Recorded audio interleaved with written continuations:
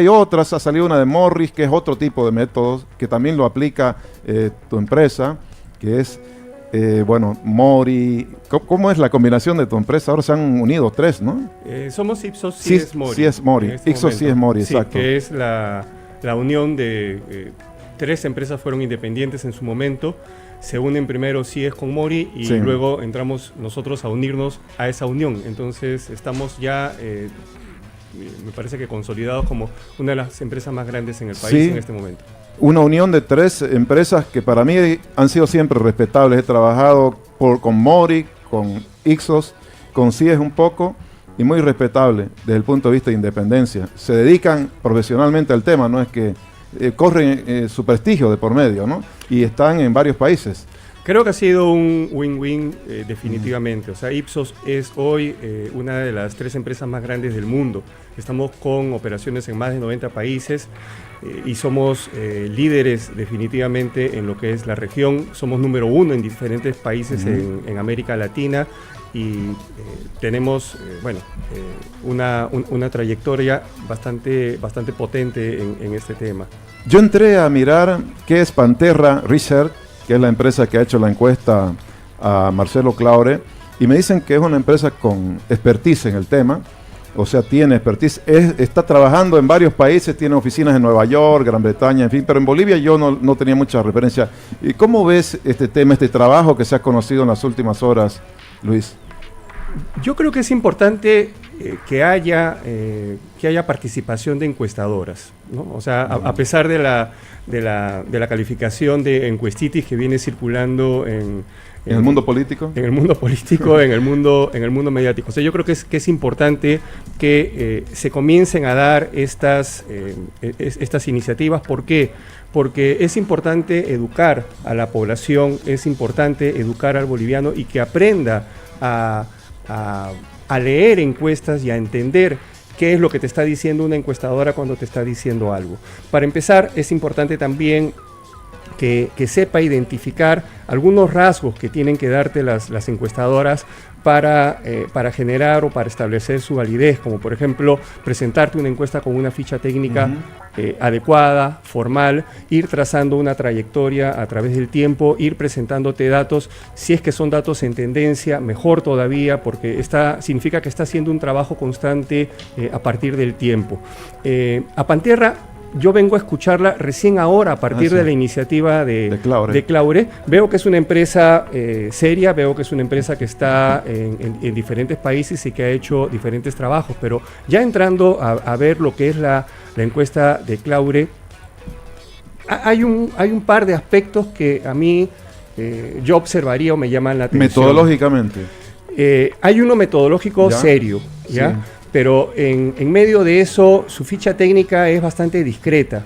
O sea, yo creo que no se animaron a contar cómo habían distribuido la muestra, a cuántas... Mencionan 2.000 casos, pero no describen la muestra. Y no es malo hacerlo. O sea, no es malo decir, he hecho tantas encuestas en La Paz, tantas encuestas en Santa Cruz, tanto en urbano y tanto en rural. Pero para mí, la principal observación a esta encuesta es cuando mencionan que han hecho un muestreo en hogares y también han hecho un muestreo en oficinas. ¿Ya? ¿Qué pasa? O sea, yo entiendo que ellos pretenden llegar a cierto público, pero tenemos que entender primero lo que es definición de marco muestral. Y el marco muestral, en nuestro caso, para una encuesta electoral, tiene que ser el padrón, no puede ser el censo. El censo. ¿No? Entonces, si es que vamos por el padrón y si es que entendemos que la población registrada en el padrón es nuestro universo y es sobre el que tenemos que actuar, va a haber ahí una sobreposición en donde los datos base del censo no van a calzar con los datos del padrón y ahí va a haber una pequeña distorsión. Ahora, más grave aún es que tú digas que vas a hacer encuestas en oficinas. O sea, en nuestro país el 80% o más de la masa crítica de trabajadores es informal. Entonces, si es que yo decido tomar como segmento a las oficinas, ¿qué pasa con los otros segmentos? ¿Qué pasa con las amas de casa? ¿Qué pasa con los trabajadores cuenta propia? ¿Qué pasa con segmentos que no están representados o no estarían representados bajo esta definición? Entonces va a haber una distorsión en los resultados que van a tener primero un margen de error que no es conocido, porque estás estableciendo un patrón de base diferente. cuando tú estableces los resultados de una encuesta, por ejemplo, nosotros decimos, esta es una encuesta nacional que tiene tantos casos, si decimos 2.000 casos, que no está mal, es una buena muestra, va a tener un margen de error, se trabaja con un nivel de confianza, pero si es que yo ya no trabajo sobre el padrón, sino que trabajo sobre el censo, o si es que además meto otro segmento que son los trabajadores, porque me parece importante escuchar lo que dicen los trabajadores, estoy distorsionando entonces el concepto de representatividad y de una encuesta de este tipo tiene que ser proyectable a un universo. ¿De qué universo estamos hablando? ¿Del censo? ¿Del padrón? ¿De los trabajadores? Entonces, ahí hay un problema, y ese es un problema serio. Interesante, no lo había visto tan en detalle, pero aquí estamos con expertos, con Luis, y también Santiago, que ha trabajado en Encuestadora. Santiago dijo, miércoles, esto es menos de lo que yo esperaba, más o menos, en su post, ¿no? ¿Qué observaciones tiene la encuesta de Claure? Y luego vamos a hablar también del otro método, ¿no? Que es la del escucha de redes, también porque han salido datos ahí. Ya, bien, gracias Tufi, gracias por la oportunidad de estar acá. Una observación primera con los datos de la encuesta. Bueno, coincido plenamente con lo que dice Luis, ¿no? El tema del padrón electoral es un vicio, el tema de no tomar el padrón electoral es un vicio bastante complejo. Yo le sumo a eso el elemento de que el censo nuestro, el de este año, es muy cuestionado por los resultados que ha planteado. Entonces, si estamos validando un reflejo de la realidad con esos datos de aquel censo, además con la característica de que no necesariamente todas las personas mayores de edad están inscritas en el padrón, porque si bien es una obligación ciudadana, puede darse el caso de que alguien no esté inscrito. A mí lo que me sorprende es que estamos todavía en un proceso preelectoral y ya tenemos una lista de candidatos cerrada, ¿no? Entonces, con figuras que no necesariamente responden a todas las opciones que en este momento han manifestado un interés por ser candidato a la presidencia de este país, porque hay una lista bien grande de personas. Y lamentablemente, en términos metodológicos, hay falencias importantes dentro de la encuesta, porque una de las cosas que uno quiere revisar es qué preguntaron. Y en la diapositiva en particular de intención de voto, la pregunta que tienen está mal copiada de otra, ¿no? Entonces es una pregunta que no tiene nada que ver con la respuesta. Entonces, si ellos... ¿Qué es lo...? Abajito, fíjense, cuando revisa uno los datos de la encuesta, dice P. Esta es la de Morris, vamos a poner la de Claure. Sí. Morris es otro tema, otro método, pero vamos a poner la otra, la de Claure. De voto, Bueno, este es un pedacito de la del propio Panterra, ¿no? A ver, vamos a ubicar el cuadro de intención de voto sobre todo, pero sigamos, Santiago. Ahí fíjese, le voy a leer una lista de preocupaciones. Dije, fíjese la pregunta de abajo, dice P, le voy a leer una lista de preocupaciones. No tiene absolutamente nada que ver con los nombres de los candidatos, ¿no? Acá hay un error importante en la lista, o sea, ¿qué preguntaron? Si la lista de candidatos fueran estas 2, 4, 6, 7 personas, ¿usted por cuál votaría? Pero esas 7 personas, ¿quién las definió? Ajá. Porque tenemos ahí, María Galindo ha salido a decir que pregunten por mí y vamos a ver cómo le va. Y sobre eso hay otro montón de personas que en este momento han manifestado una intención de ser candidatos. Sí, por ejemplo, también menciona Branko Marinkovic, distintas personalidades que han planteado... Ahora, ellos no estarán en esa barra que dice no sabe, que es 21%. No, porque eso normalmente en las encuestas es el que verdaderamente no sabe, y Luis no me va a dejar mentir. El 30% de la gente, hasta días antes de la elección, te va a decir no sé, o quiero no responder, porque es una opción que yo tengo, de decirte, el voto es secreto, no le doy mi dato a un encuestador, y eso normalmente estamos hablando de un 20-30%, hasta me parece bajo ese 21%, porque normalmente los indecisos tienden a estar en el orden del 30%. ¿No? Entonces hay una crítica importante, es quién hizo la lista. O sea que habría podido ser inducida esa lista y no abierta. Totalmente. O sea, y ahí habría un sesgo. Y debería haber sido abierta en todo caso.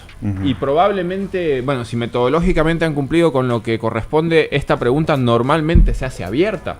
La primera vez te dice, ¿por quién votaría si mañana fueran las elecciones? Y la persona tiene que sacar ahí a la persona que tiene en su mente para votar. Y luego le plantearemos una lista de opciones. Ahí le quiero preguntar a Luis, ¿es incorrecto hacer esta lista intencionalmente ya con cierta premeditación? ¿No lo haría, por ejemplo, Ixos, medir a tales personas y tales? Yo lo que entendí es que Marcelo Claure había establecido la relación de personas que habían declarado que ya iban a ser candidatos, entonces esa fue su base.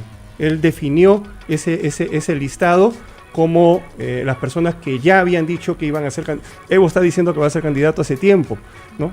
Así le digan que no puede ser candidato, él lo está diciendo, y los otros candidatos también.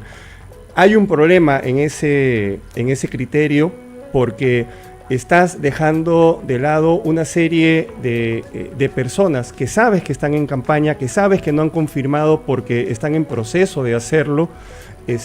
Rodrigo Paz está paseándose el país hace meses, o sea, claramente es una persona que tiene intención de ser candidato y no lo están incluyendo. Chi está con un porcentaje fuertísimo en el Alto, que prácticamente lo lleva a 2 cifras en lo que es intención de voto, gracias a ese voto que tiene ahí.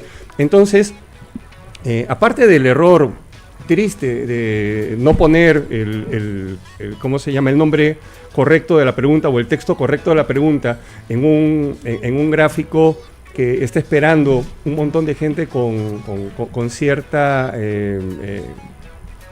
¿cómo se dice? Con expectativa, sí.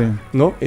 O sea, aparte de cometer ese error que demuestra cierta desprolijidad en el tema, hay el asunto de que se está trabajando ya internamente un listado diferente de candidatos, que es un listado que se produce porque las empresas que estamos trabajando aquí en el país somos empresas que conocemos la realidad. Marcelo en su momento dice, no hay encuestadoras confiables. Entonces, yo no le voy a decir nosotros somos confiables o no, o hay otro par de encuestadoras que son confiables o no, porque no me corresponde hacerlo. Pero sí puedo reflexionar ante esa declaración y decir, no has hecho tu trabajo. O sea, no has investigado correctamente o no has investigado adecuadamente, porque sí hay encuestadoras que hacen ese desconocimiento de esta empresa, de lo que es el medio boliviano, del mismo Marcelo Claure, tal vez ha sido un factor que puede haberle inducido a un error, Santiago, no sé. Sí, claro. Probablemente debería haber tenido un equipo local. No sé hasta qué punto el equipo local ha participado en el diseño de la encuesta. Quizás no, y en ese sentido han omitido a muchas personalidades que pueden estar pugnando por el voto en este momento. No sabemos quién es ese equipo local. Exacto, tampoco se ha mencionado quién ha ejecutado el trabajo acá, porque, a ver, si bien la empresa puede ser extranjera, hay alguien en territorio nacional que está ejecutando el trabajo y ellos no lo mencionan tampoco. Entonces hay ahí elementos... Y hay una imprecisión que se ha hecho notar, ¿no? En la cuantificación de porcentaje en algunas regiones se pasa del 100%. ¿Eso puede ocurrir o es una falta de rigor? En Cochabamba, por ejemplo, sumando los porcentajes, se llega a más de 100%, y el porcentaje es 100% de votación, digamos. Y en otros lugares, bueno, aparece 75%, pero uno lo entiende quizás porque no han sumado los porcentajes menores, ¿no? Hay varios aspectos para revisar. O sea, en algunos casos, si estamos hablando de un 101, 99, puede ser un tema de redondeo, ¿no? Pero sí. Hay varios aspectos que denotan falta de cuidado, ¿no? Y es un tema serio. Sí. Ahora, vamos a analizar el otro método que también lo aplica Ixos, ¿no? Me dijiste el viernes, me mandaste un texto que es este tema del monitoreo de conversación en las redes sociales. ¿Cuánto de confiable también es ese método? Lo ha hecho Morris, que hemos conocido también una intención de voto ahí donde aparece primero Manfred, segundo Andrónico Rodríguez y tercero creo que es Tuto, ¿no? Sí. ¿Cuánto de confiable es ese método también para ver escenarios de intención de voto? La escucha de redes sociales lo que hace es analizar gran cantidad de información, o lo que se entiende como Big Data, y comienza a procesarla, comienza a encontrar similitudes, comienza a encontrar tendencias. Lo que ha hecho Morris es trabajar un estudio a través de lo que ellos denominan Machine Learning, que son rutinas que se ponen a revisar los datos que son publicados en las redes sociales. Esta metodología se usa mucho para estudios de mercado, para analizar qué cosa es lo que pasa con bebidas, con tendencias de comercios, etcétera. Pero tiene algunos problemas. O sea, por ejemplo, hay el tema del ruido de datos, porque no todo lo que se habla sobre un candidato necesariamente, o sobre una persona, es necesariamente está, o el procedimiento lo entiende como bien contextualizado. En términos generales, lo que nosotros hemos visto en estos resultados es que hay coincidencias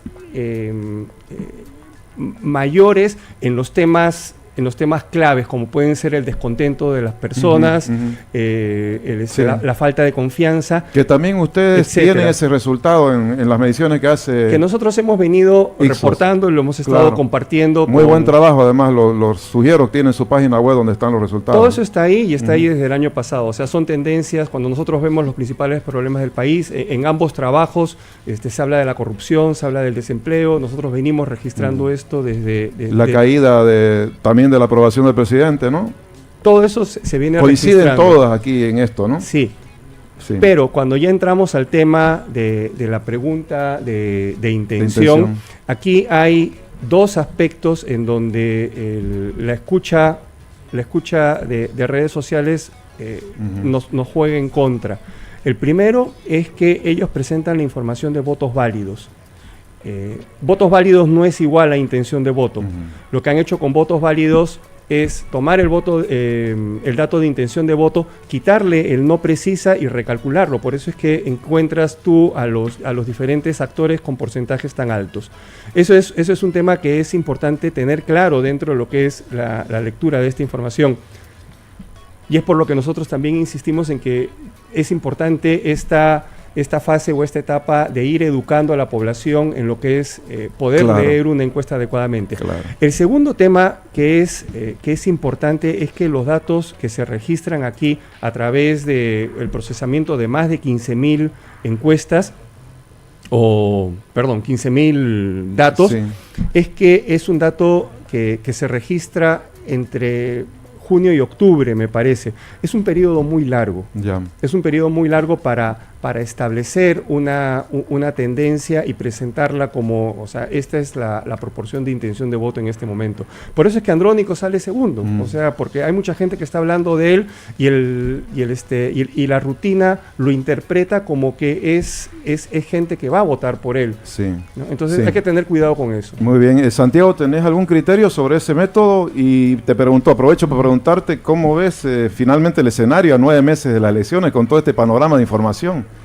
Bueno, respecto al método, el método bien lo señala Luis. Hay un tema de tendencias que claramente se puede ver en redes sociales, ¿no? De qué se está hablando. Y lo hemos visto a lo largo del último año con distintos hitos. A ver, el tema de lo que pasó en junio entre el golpe de Estado y el autogolpe fue tendencia en ese momento, y obviamente en las redes uno podía notar que ese suceso en particular era algo muy comentado por la gente. Cuando hay una tendencia hacia alguna temática en particular, la escucha de redes funciona muy bien, porque es donde se está hablando de los temas. Ahora, la realidad del asunto es que cuando hablamos de intención de voto, no es un camino u otro, no es para allá o para acá. Tengo 6, 7, 8, 10 opciones. En este momento en nuestro país deberían haber alrededor de 11 a 12 partidos políticos con capacidad de llevar un candidato a la presidencia del país, y ese sería nuestra máxima cantidad de opciones para un futuro, pero todavía faltan, porque la normativa nos dice, si la memoria no me falla, que son 120 días antes del proceso que debemos tener las listas. Entonces estamos hablando de un proceso que será en agosto, por lo que nos marca el calendario en este momento. Entonces tendremos que pensar en un marzo, abril, donde ya tendremos una lista cerrada de nombres. Un escenario más maduro.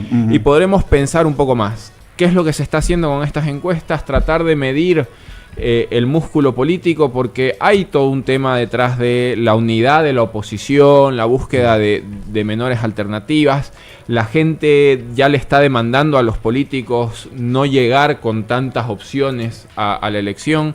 La realidad del asunto es que este país ha presentado en las últimas 4 elecciones 4 grandes nombres en sus candidaturas, entonces habrá que ver de acá hasta febrero o marzo cómo se van articulando las opciones y cuáles son los que finalmente deciden poner su foto en esa papeleta, que va a ser el momento en el cual verdaderamente empiece la carrera. Sí. La realidad de este asunto es que ya tenemos a unos 5 o 6 personas ahí que ya sienten que tienen opciones válidas, ¿no?